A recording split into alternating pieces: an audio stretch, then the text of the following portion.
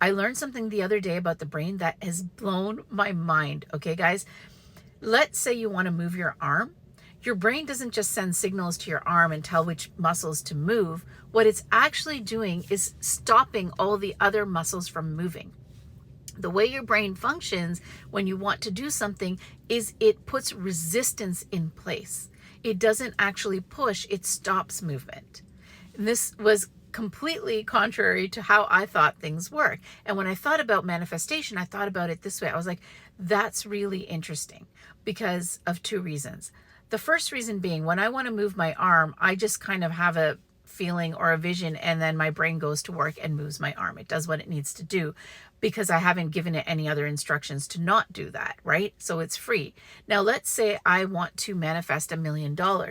I've also given my brain a whole bunch of other instructions that might contradict that, right? So even if I visualize it, affirm it, I see it, I feel it, the brain is like, but you've got all these other contradicting instructions going on, and then it gives you feedback.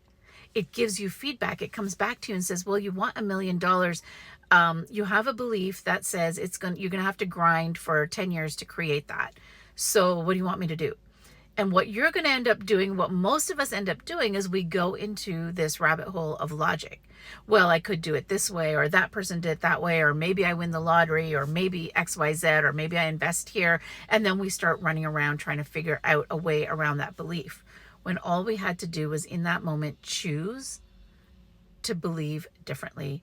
Give the brain a new instruction. The brain is not coming back to you with a fact. It is coming back to you with your own resistance, saying, what do you want me to do with it? And what you're doing is accepting it as a fact. And you don't want to do that. You just want to turn around to your brain and say, okay, let's release that. Release that resistance.